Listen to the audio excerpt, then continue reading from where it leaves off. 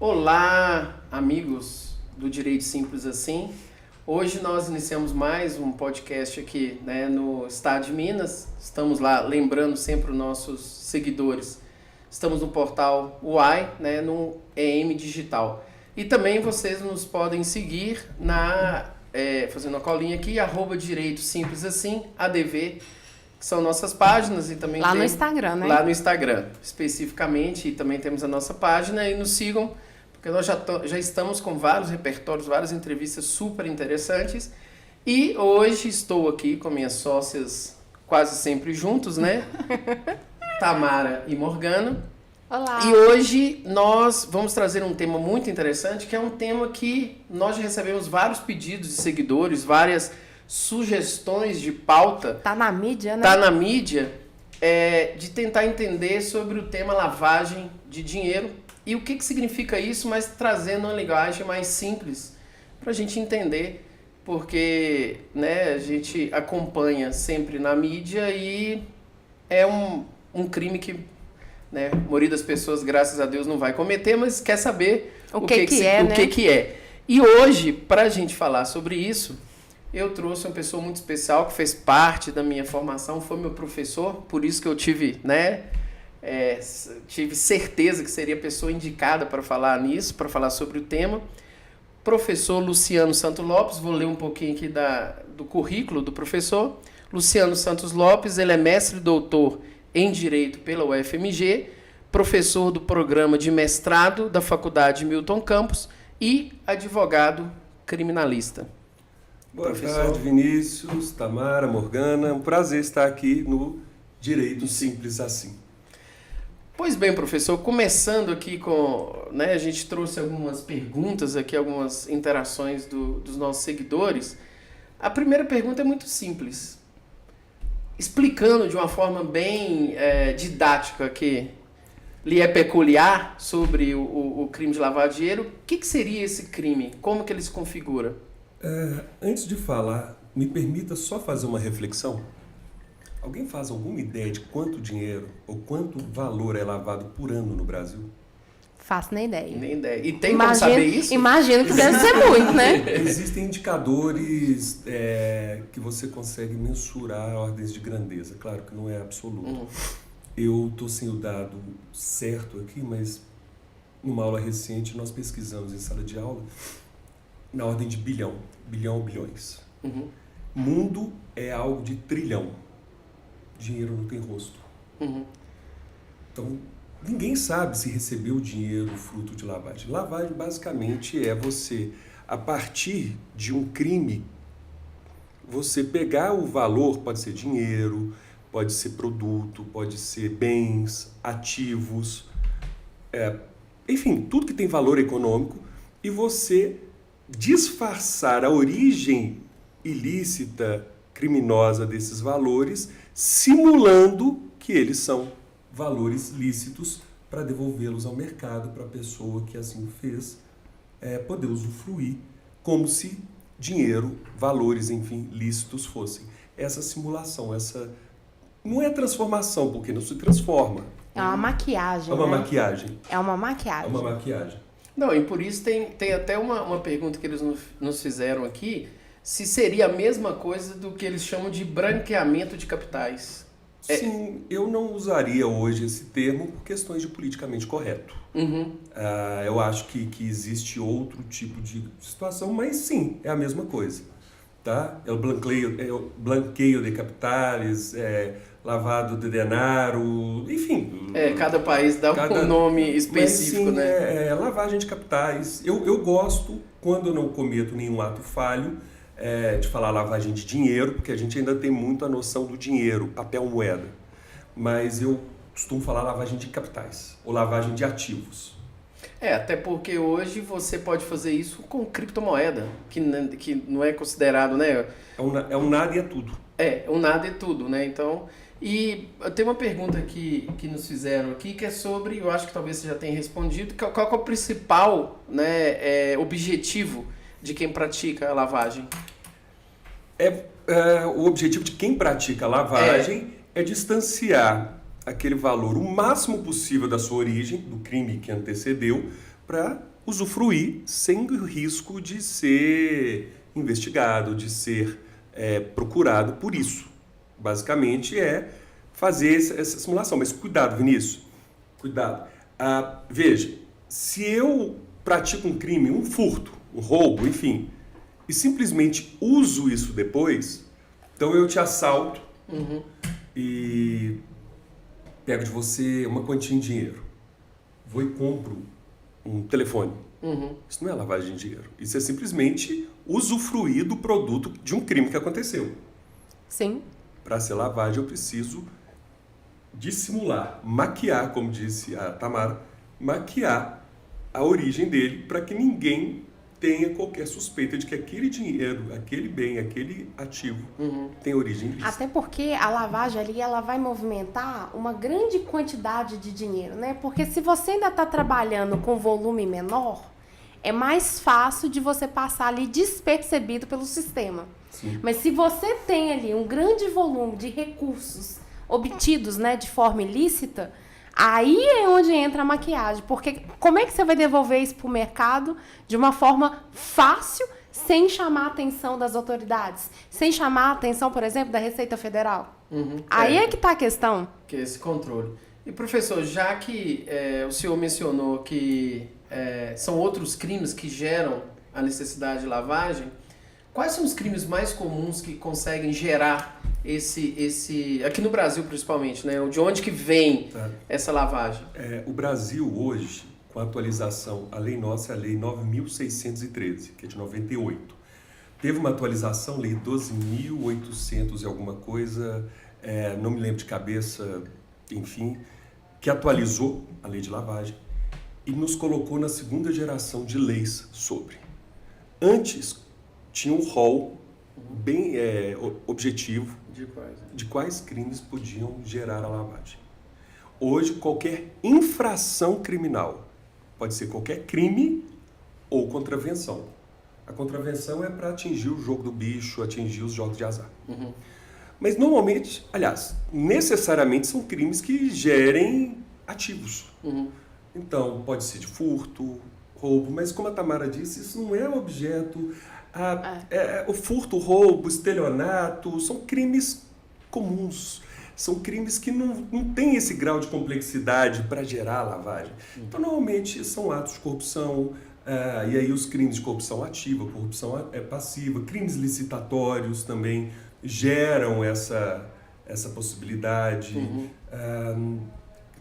Discute-se muito, eu mesmo tenho minhas dúvidas, se a sonegação de tributos consegue fazer, mas é por uma questão jurídica de maior complexidade hermenêutica, assim, de construção, se seria possível faticamente acontecer. Mas, em tese, para o legislador, ou pelo menos para o operador do direito, a sonegação poderia ser, enfim, sonegação de Tráfico?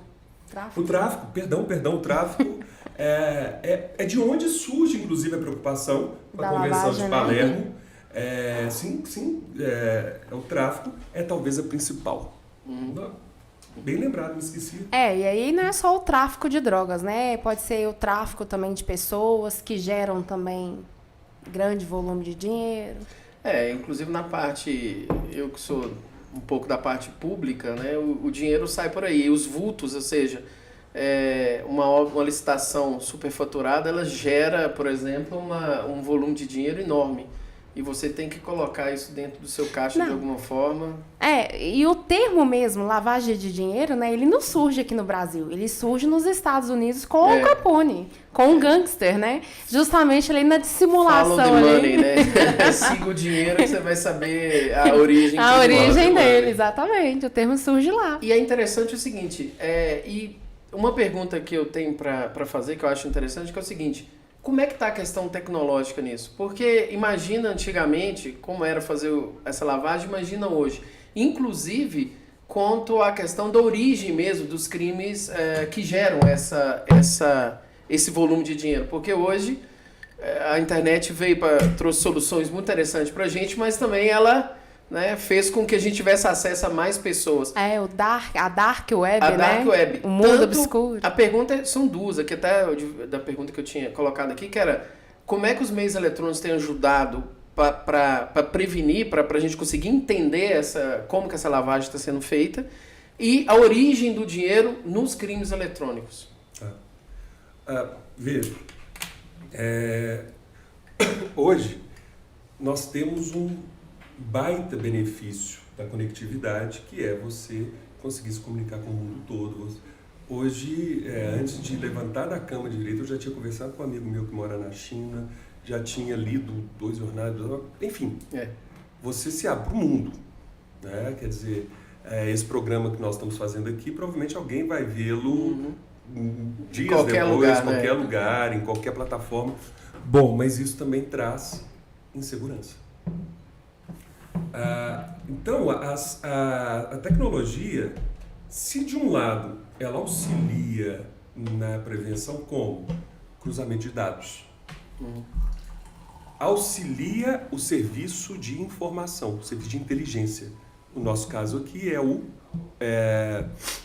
COAF, que é o órgão de inteligência que trabalha com terrorismo, lavagem. No Brasil, a questão do terrorismo ela é quase nula, para não dizer nula, então mais a lavagem. Então, a tecnologia auxilia os órgãos de inteligência a cruzar dados. Riam. O Facebook é de velho, né? Agora é o Instagram. TikTok. Não, aí também não. Já é mais novo.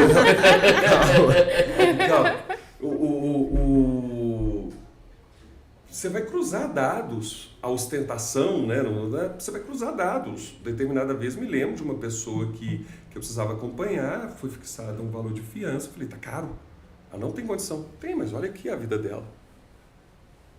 Enfim, então a tecnologia auxilia a quebrar barreiras na busca da informação, no cruzamento de dados, mas também auxilia no cometimento desses crimes, do crime de lavagem.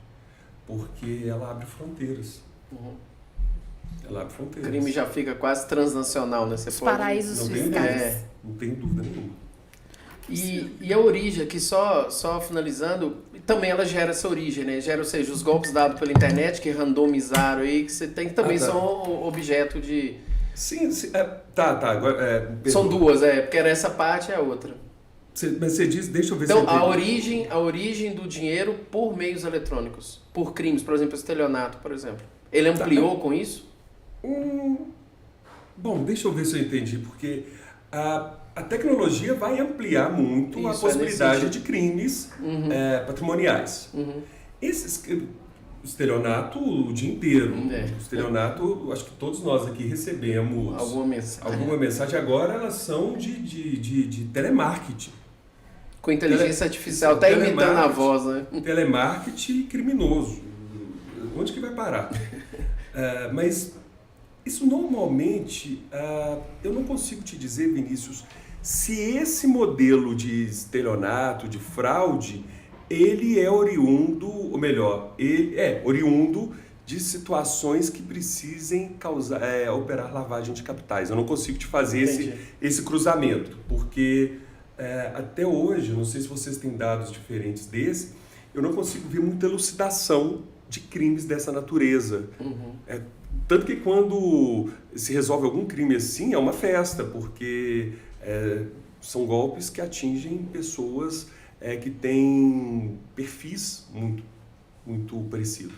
Então, eu não consigo te dizer se esse aumento de golpes na internet desemboca na lavagem. Entendi. Mas é possível. Nunca tinha parado para pensar nessa questão, porque eu não sei o alcance desses golpes. Talvez aí uma quadrilha, né, se associando, né, para juntar um grande volume, porque no golpe geralmente você vai extrair ali pequenas quantias, né? Você tinha falado antes. Pequenas quantias. Então, talvez ali uma quadrilha se associando para gerar um volume maior e aí talvez devolver esse valor para o mercado aí. Com certeza. Luciano, é um prazer tê-lo aqui conosco. Prazer é meu, Morgana. Lá atrás, quando a gente estava montando, né, as pautas, o Vinícius falou assim, temos que trazer o professor Luciano. O Vinícius não vale, o Vinícius é suspeito. Ele falou, temos que trazer. Ele já profetizou coisas que me complicaram. Vou te contar uma coisa.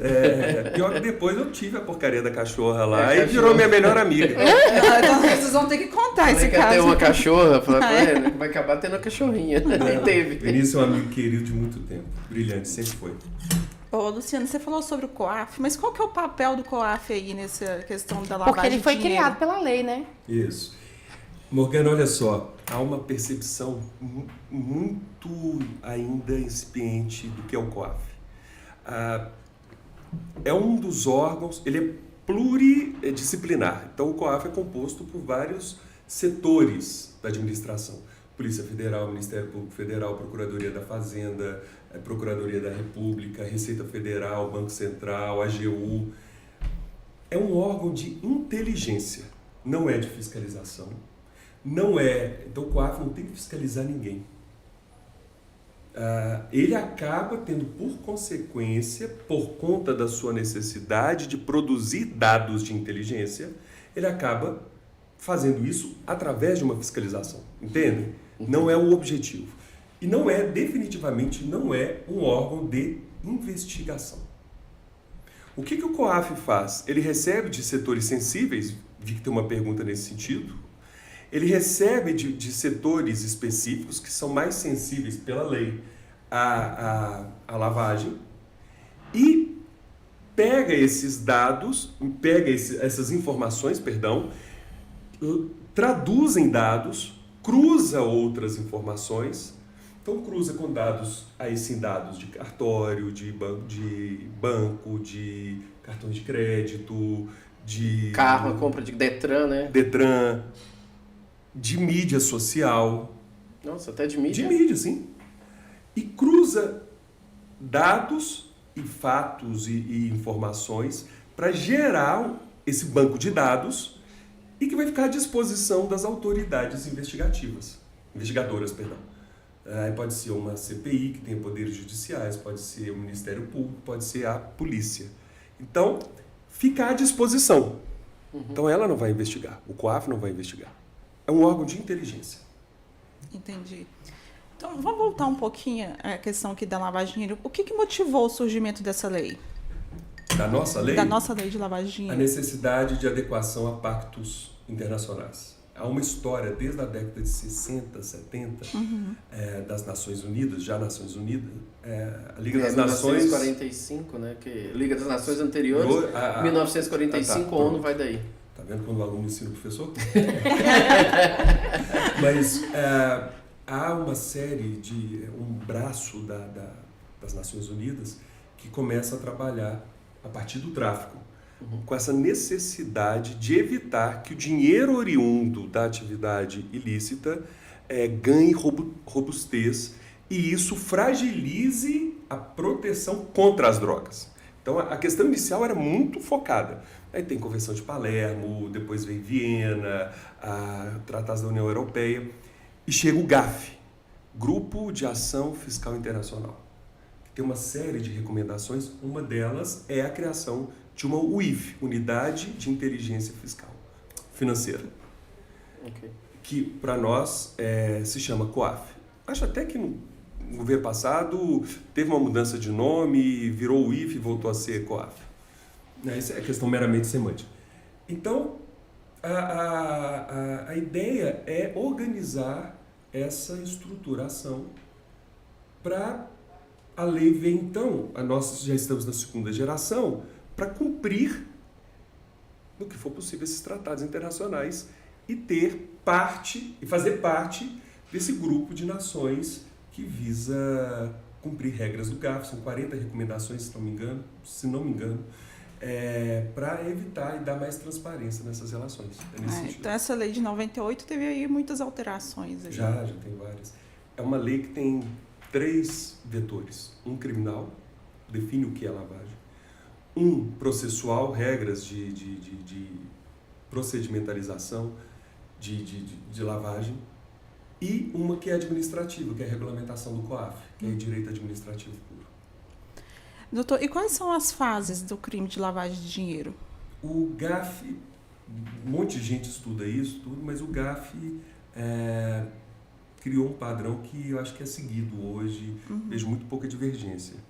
Colocação, ocultação ou dissimulação e reintegração. Então, deixa eu ver se eu entendi.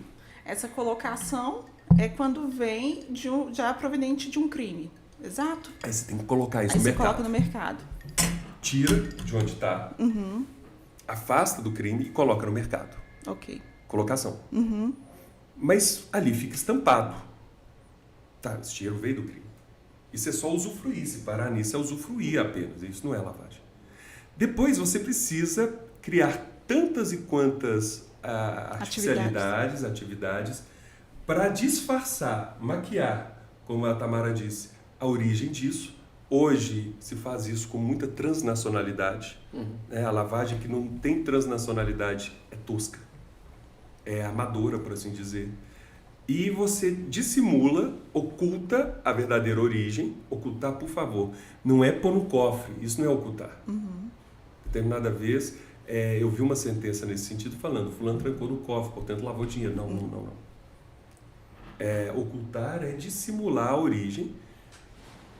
E a última etapa é você reintegrar por outros atos, com outras artificialidades, reintegrar esse dinheiro que está oculto, que está dissimulado, reintegrar ao patrimônio ou ao usufruto, ao benefício do lavador, ou de quem tiver o proveito econômico, não necessariamente o lavador de dinheiro. Então, só para ficar assim, para as pessoas que estão nos ouvindo entender bem, vamos supor, a questão lá que você falou da contravenção do jogo do bicho. Eu arrecado peguei aquele dinheiro do jogo do bicho. Na sua mãozinha. Tá na minha mão. E aí agora eu preciso colocar ele no mercado. Normalmente vai se fazer uma técnica que chama smurfing. Você vai depositar em pequenas parcelinhas. Então, Chama Smurf? Eu adoro as definições para suavizar as coisas. Fazer em pequenininhas parcelas para dissimular. Normalmente em nome de laranjas, normalmente no sistema financeiro. Faz um investimento ali em algum... Não, depósito em boca de caixa. E normalmente em contas de laranjas, principalmente se já estiverem mortos e não puderem reclamar. Entendi. Usar CPF de pessoas. Sabe, assim, alguma coisa... Sim. Fazer os depósitos, pequenos depósitos, pronto, você colocou no mercado. Só um detalhe, a nossa lei não exige que as 3 fases aconteçam. Ah, tá. Ela exige, o artigo 1º da lei determina que haja ocultação. Implicitamente tem que ter a primeira e a segunda expressamente. Ok. Pode dar continuidade. Luciano, e na questão, o dinheiro lavado, ele pode ser usado para financiar, por exemplo, grupos, né, organizações criminosas, para dar continuidade ali às práticas criminosas? Sim, é a fase da reintegração. Você coloca no mercado, ainda está muito próximo. Facilmente vai ser... Esse colocar no mercado pode ser, por exemplo, na compra de bens, compra de veículos, alguma coisa, ou aí já é integralização, né? E essa situação já é mais típica da fase final. Porque comprar um veículo, você imobiliza um capital e para você desfazer dele é mais difícil. Então não é tipicamente uma forma de colocar no mercado. Tem que ser mais volátil. Com mais liquidez, né? Com mais liquidez. Então normalmente se coloca com pequenos depósitos. Tá? Para evitar... Justamente chamar a atenção, né? Chamar a atenção. Depois disso, você precisa dissimular. Então normalmente isso é feito criando camadas. Você vai criando camadas de proteção. Cria-se uma offshore, normalmente cria-se uma empresa que mexa com valores, uma factoring, uma agência de cobranças, por que não, infelizmente, escritórios de advocacia. Sobra pra gente aí. Consultorias, enfim, tudo aquilo que você vai colocando camadas, você então vai criando. Cria-se, sei lá, uma offshore no exterior. Essa offshore se torna proprietária de essa offshore, por sua vez, cria, sei lá, uma trust. E que essa trust beneficia uma pessoa. Então, olha, que não é o proprietário, porque o proprietário de uma trust não é o beneficiário. Então, veja, você está percebendo a quantidade de camadas, e isso faz com que você vá afastando. Sim. E qual que é o impacto do crime da lavagem de dinheiro, assim, para a sociedade como um todo? Porque é um crime complexo, é um crime difícil ali. A polícia ali tem que ter um certo esforço ali, Polícia Federal ali vai ter um certo esforço para poder fazer justamente esse caminho aí do dinheiro, né? Então, qual que é o impacto que isso representa, né? Porque a gente vê isso sendo defragado aí na mídia o tempo inteiro, né? Operações e operações ali envolvendo milhões de dinheiro, mas que o pessoal não entende por que aquilo ali está acontecendo. Aqui eu tenho... Como é que eu tento explicar assim de uma forma que seja menos ácida e mais técnica? Nós não sabemos punir a lavagem. O advogado não sabe defender a situação de uma lavagem. O judiciário tem dificuldades de discutir, Ministério Público, advocacia, polícia, o sistema de justiça. Então eu vou nos blindar nesse sentido de o sistema de justiça ainda está aprendendo. E eu não estou falando isso como crítica, nós estamos aprendendo a lidar com isso. E digo mais, o COAF é uma das instituições que mais se aprimora que eu conheço. Mas veja, se você me pergunta qual é o impacto, é difícil. Para mim, tem dois tipos de impacto. Um, no sistema de justiça, na administração pública. Quando você não censura a lavagem, quando você não cria óbices para a prevenção e para a repressão da lavagem, você está dando um comando negativo para o sistema de justiça, dizendo, olha, eu não vou cumprir as regras e eu vou usufruir de um valor que é oriundo de um crime. Então, isso traz uma mensagem positiva, ou pseudo-positiva, de que o crime compensa. Não punir a lavagem, não. Bom, comete um crime e depois você desfaz esse dinheiro, você não vai ter problema. Para a sociedade, eu confesso, como meus estudos em economia são absolutamente superficiais, o suficiente para não falar muita besteira, mas existe uma discussão muito grande, um dia até alguém fez isso numa prova, num concurso público qualquer, assim, a teoria da graxa, que às vezes você precisa de ter, só que era com corrupção, alguma coisa assim, que isso por vezes seria orgânico, benéfico, não creio que seja nunca, mesmo por critérios éticos, mas economicamente há até alguém que vai sustentar que para a economia dinheiro não tem cara. Mais dinheiro, mais move economia. Só que se você quer uma economia com fair play, ou seja, com ao mesmo tempo robustez e segurança e qualidade no seu material de manejo, não dá para aceitar isso, né? Então, assim, qualitativamente você tem uma ordem econômica que está fragilizada, tá? Porque há uma pseudo-sensação. Dinheiro é dinheiro. Entrou mais dinheiro, tem mais investimento, tem mais isso, tem mais aquilo. Eu não consigo, Tamara, pensar assim. E é muito interessante que é o seguinte, professor. Desculpe. Muitas vezes esse dinheiro de lavagem ele paga imposto. Ou seja, Sim. a origem dele é ilícita, mas quando ele está voltando para dentro do sistema, Sim. ele paga imposto, ele gera divisas para o próprio Estado. É muito interessante Sim. isso. Olha a loucura disso, Vinícius. Às vezes alguém me fala assim, não, tem a mínima chance de ser lavagem. Eu paguei impostos. Eu falei, sim, é a forma mais fácil Melhor para poder de lavar. você esquentar o dinheiro. Paguei imposto. Veja, o Estado recebe impostos, taxas, contribuições, nesse caso seriam impostos, oriundos do crime. Não tem como o Estado falar assim, esse eu não quero, esse eu quero. Não. Então, é difícil. Essa pergunta, ela comportaria, Tamara, um outro podcast para Quem sabe, fica a dica. Né? tentar entender se isso é benéfico ou não. Benéfico, evidentemente, não é. Ponto. Claro. Vamos firmar a premissa. Mas quanto é maléfico depende do tipo de economia que eu quero. Se eu quero uma economia sólida em um ambiente futurístico, no qual nós vamos perder ali alguma coisa entre 30%, algo em torno de 30% de perda de empregabilidade nos próximos tantos anos, e pessoas que não vão recuperar. que são empregos, que são trabalhos, melhor dizendo, com pouca necessidade, com muita necessidade manual e pouca necessidade intelectual, que não vão recuperar contento. Uma economia que nós estamos cada vez mais afastando os miseráveis das capacidades e necessidades. Tempos que vão ser complexos.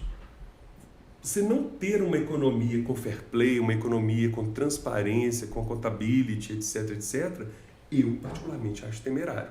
Então, respondendo a sua pergunta, há uma economia que se preze, que se deseje estruturada em valores, em situações de robustez, o prejuízo seria esse. Não, e pensando nisso, se a gente for avaliar, né, que dinheiro é dinheiro, a gente pode estar aí pegando um cidadão comum, que está ali fazendo um negócio, um simples negócio, e ser envolvido num esquema de lavagem de dinheiro, porque não sabe justamente a origem do procedimento. E aí, na hora que está ali puxando o rastro, ele está indo junto. Nós tivemos algumas situações assim, porque o que acontece? É uma brincadeirinha que a gente faz com os advogados criminalistas, que para eles o crime compensa, né? Lá vem. Mas, por exemplo, eu sei que, por exemplo, nos Estados Unidos, os advogados que trabalham nessa área, eles são responsáveis, eles têm que fazer um compliance do dinheiro que eles estão recebendo. O escritório tem. O escritório tem que fazer, porque... aqui no Brasil, inclusive, eu acho que teve uma tentativa algum tempo atrás de tentar responsabilizar o advogado pelo recebimento tentativas do recebimento do cliente, né? Não, mas se você defende uma pessoa, por exemplo, que praticou tráfico. De onde você acha que o dinheiro... Pois você está presumindo que você vai receber da onde? E aí, por isso, a pessoa que está ali exercendo, né, o seu serviço, trabalhando ali de uma forma lícita, vai ser culpada pela origem do dinheiro que ela se quer? Em alguns países exige-se dos escritórios de advocacia do advogado fazer esse compliance para provar que essa origem é minimamente. Vamos lá. Olha só, isso eu acho interessante, porque poucas pessoas têm coragem de ficar pondo o dedinho nas feridas. Primeira coisa, o advogado que lava dinheiro é o que quer lavar dinheiro. Claro, nós conhecemos. Tem que ter o dólar, né? Tem que ter o dólar. À vontade. Vamos separar as coisas. Um criminalista, ou civilista, ou padeiro da esquina, ou médico, ou qualquer ser humano que tenha alguma atividade comercial, ou empresarial, ou lucrativa, receber de quem lavou dinheiro. Então não é só o advogado criminalista que recebe dinheiro do lavador. Não, é igual o padeiro na esquina recebeu dinheiro de quem lavou. Mas você defendeu o bandido? Na área criminal, mas esse bandido também foi no médico, esse bandido também foi defendido na área civil, esse bandido... E eu defendi o bandido que vocês descobriram, porque tem tanto de outro bandido aí que não... que a gente nem sabe. Então, assim, isso eu tenho muita tranquilidade de... O advogado que lava dinheiro é aquele que efetivamente ele sabe que quer participar desse tipo de situação, ok? Agora, então, esse é tratado como criminoso, ponto, não tenha dúvida. Mas existe a situação do que nós chamamos de honorários maculados.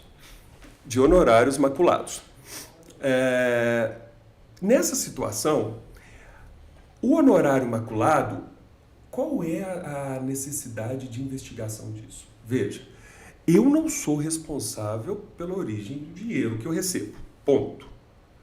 Eu tenho critérios, quando se fala em compliance, o meu escritório tem um programa de compliance implantado, foi analisado e, curiosamente, o maior risco que tínhamos era de informação. A gente não estava processando bem informações, o risco era de algum gap de informação. Pronto. Mas nós temos... Então, eu tenho regras que eu uso na hora de receber honorários. No meu contrato tem as determinações, o cliente assina concordando que os valores ali pagos são de origem lícita, tem que ser em depósito nominado, tem que ter uma série de regras para minimamente eu contribuir para a evitação de trânsito de dinheiro que não seja limpo. Agora, dizer que um advogado recebe honorários maculados não quer dizer que ele praticou lavagem, pelo amor de Deus. Quer dizer que ele recebeu produto de um crime. Aí tem toda a discussão de epistemológica, de axiológica, enfim, de deveres. Eu tenho uma necessidade de defesa, então eu preciso analisar essa necessidade. Perfeito. Tá. E, Luciano, qual que é o papel das instituições financeiras nessa questão da lavagem de dinheiro? Porque você falou aí agora mesmo que a pessoa, uma forma, né, de ocultar o dinheiro é fazer ali depósitos até mesmo na boca do caixa. Qual que é a responsabilidade da instituição financeira ali com aquele dinheiro? Muitas vezes no nome de pessoas que já faleceram. Tá. E aí? Na Lei 9.613, a partir do artigo 9º, é a parte administrativa que determina o COAF. E ali tem um rol de atividades, pessoas, funções, ofícios, etc., que são mais sensíveis à lavagem. Sim. As instituições financeiras integram esse rol e talvez seja o carro-chefe. Mas tem também quem trabalha com corretagem de imóveis, quem trabalha com produtos de alto valor agregado, de luxo, portanto, agentes de atividades esportivas, de relações esportivas. Pegou aí o joalherias, grupo todinho que fala que gera volume de dinheiro. Negócios agropecuários. É um rol assim, das pessoas dos grupos de atividades mais sensíveis. E essas pessoas, esses grupos, essas instituições, enfim, elas têm regras para serem cumpridas. Conheça seu cliente, está lá no artigo 10, você tem que ter cadastros, etc, etc. E comunicações ao COAF de toda atividade suspeita. Então, não é que eu não possa vender. Meu negócio é vender caneta. Agora, se alguém chega e com uma situação suspeita, eu preciso, vendi, não estou proibido, mas eu preciso, COAF, olha, aconteceu essa transação aqui, com este cliente aqui. Para o COAF identificar isso. Tem que ter, né, algumas medidas aí que a pessoa tem que se assegurar, né? E para depois ver se eu vendi essa caneta porque era para vender mesmo, porque a atividade, né, nessa brincadeira é a minha atividade, ou se eu participava de alguma maneira de algum procedimento nessa natureza. Então, para terminar, perdão, as instituições financeiras, elas são sensíveis, elas são, para mim, Vinícius, as instituições que têm compliances, principalmente esse anti-lavagem, mais firmes e proativos. Uhum. E ela tem uma relação com o COAF, de sempre comunicação. Professor, qual caso que você considera emblemático aqui sobre questão de lavagem de dinheiro e se existe alguma, você consegue ver alguma evolução? São duas perguntas, por assim, um caso emblemático, você fala, não, esse caso aí foi bem emblemático para a gente entender como que o mecanismo funciona e se esses casos mais recentes têm diferença para os casos anteriores?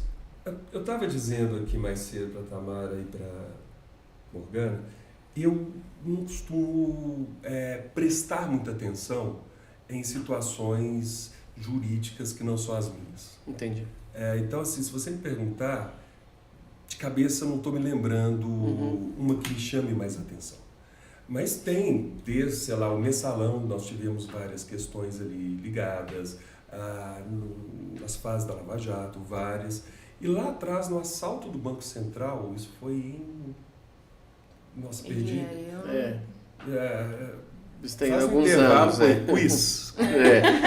Quem souber aí, conta pra gente. Conta pra gente um ano que eu não lembro. Teve uma discussão sobre lavagem, a teoria da cegueira deliberada, e houve uma discussão que é uma doutrina do direito anglo-saxão, da cultura anglo-saxã, perdão, para o Brasil. Não acho que ela tenha a aplicabilidade que lá tem, por conta de questões constitutivas da dogmática totalmente diferentes, mas enfim, tem uma evolução clara. Primeiro, tem uma evolução ruim. O crime se reinventa todo dia. Fronteiras que não existem mais, formas. Esses dias me contaram uma forma de lavagem em jogos, em aplicativos de jogos infantis. Me explicaram como é que faz isso. A monetização disso pode gerar lavagem.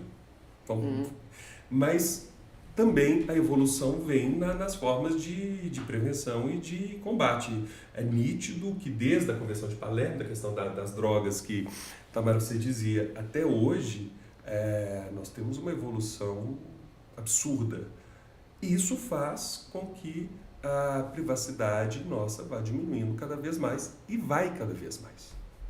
É algo que nós gradativamente estamos implícita ou inconscientemente nos acostumando. Não sei se vocês concordam comigo. Você falou dessa evolução. Qual que você acha as principais dificuldades que as autoridades têm hoje para poder combater o crime de lavagem? A transnacionalidade. Porque quando está só no ordenamento brasileiro, aí é questão da justiça. Ponto. É cooperação entre os nacionais.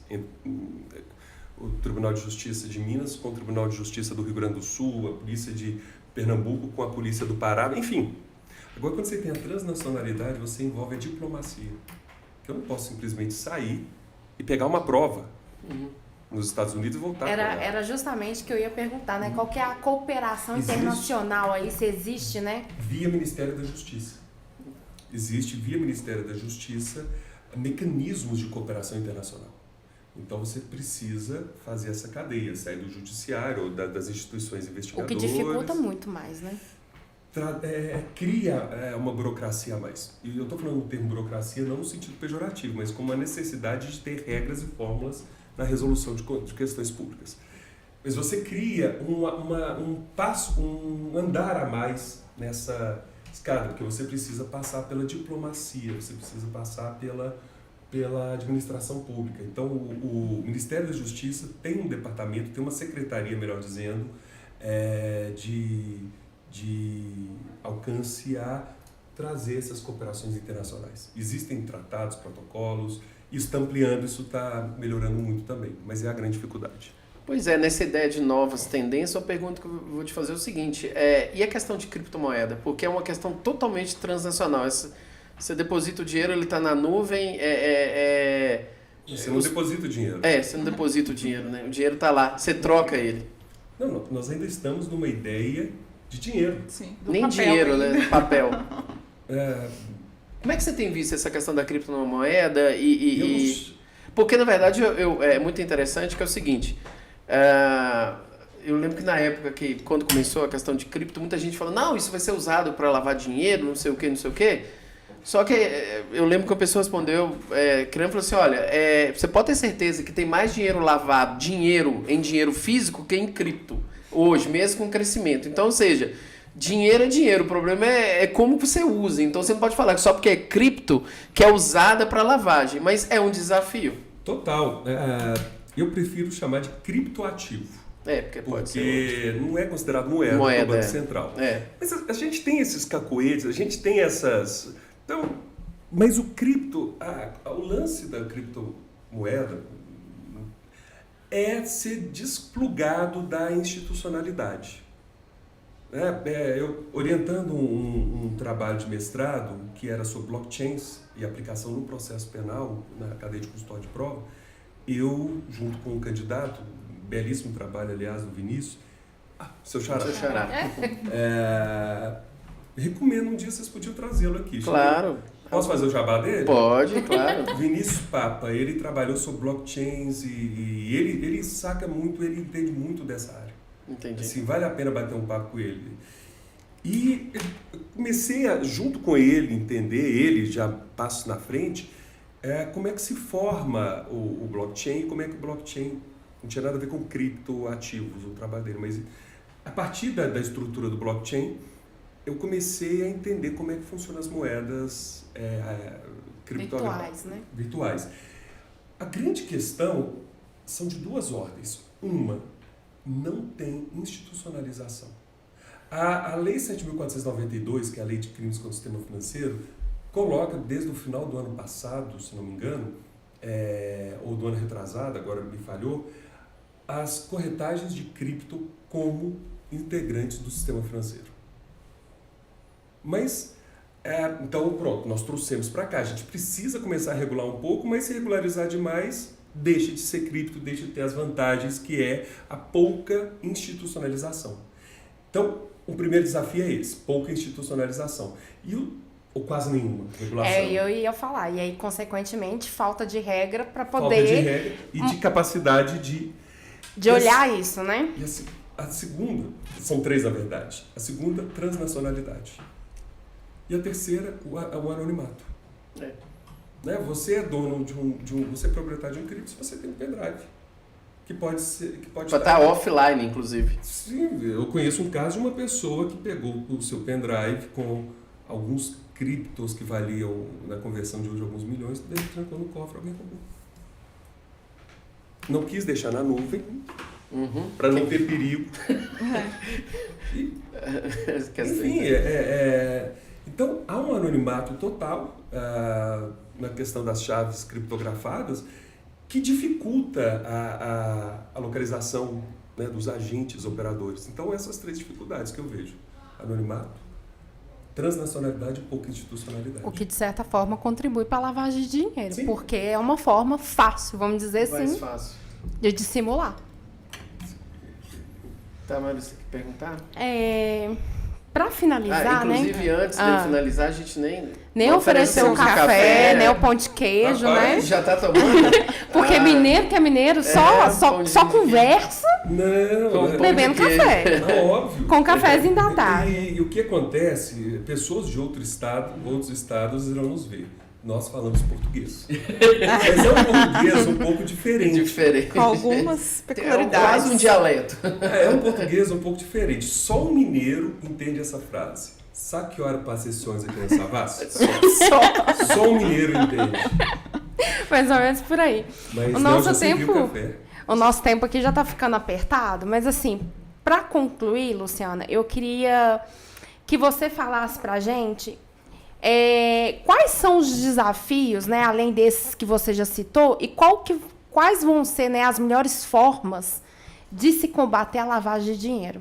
Porque você mesmo falou que o judiciário tem dificuldade para poder trabalhar com isso. O Ministério natural, Público né? tem. Porque a lei, por mais que ela regulamenta, né, que ela traz ali a Constituição do que é a lavagem de dinheiro, é igual... Exato. É uma coisa difícil de você, porque aqui a gente já deu vários exemplos de como se dissimula ali, por exemplo, a lavagem.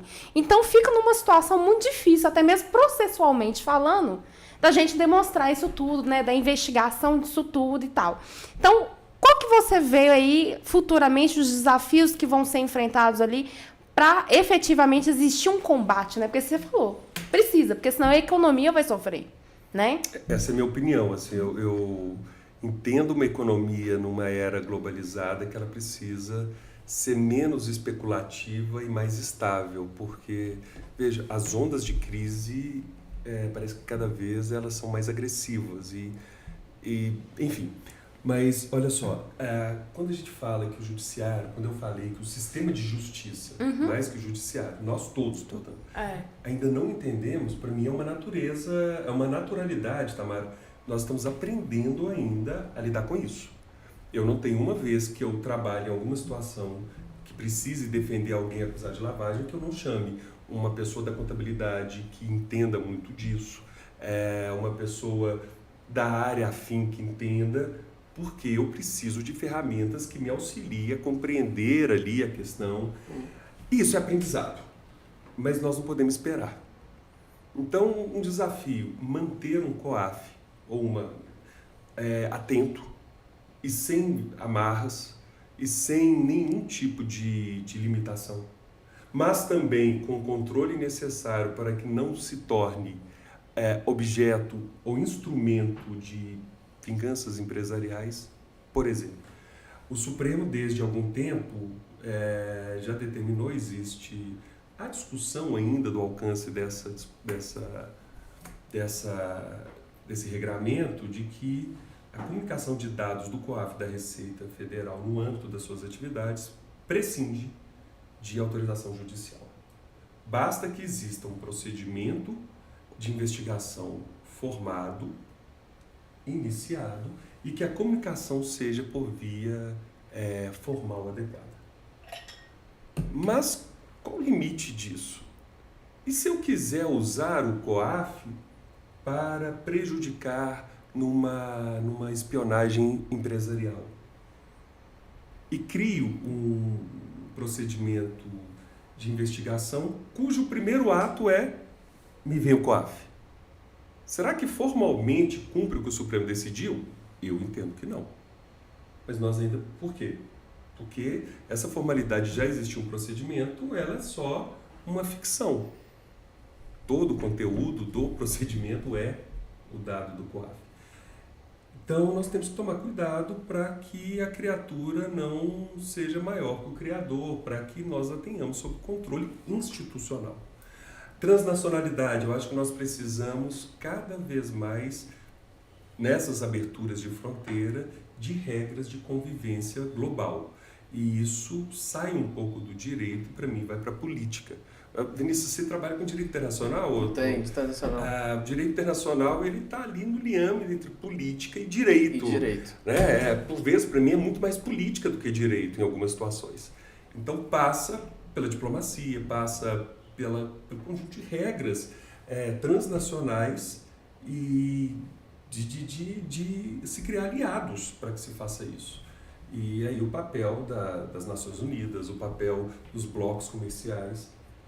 E terceiro, capacitar o operador do direito e, principalmente, a sociedade para que nós tenhamos práticas e estratégias mais adequadas e evitadoras. Então, uma mudança de cultura.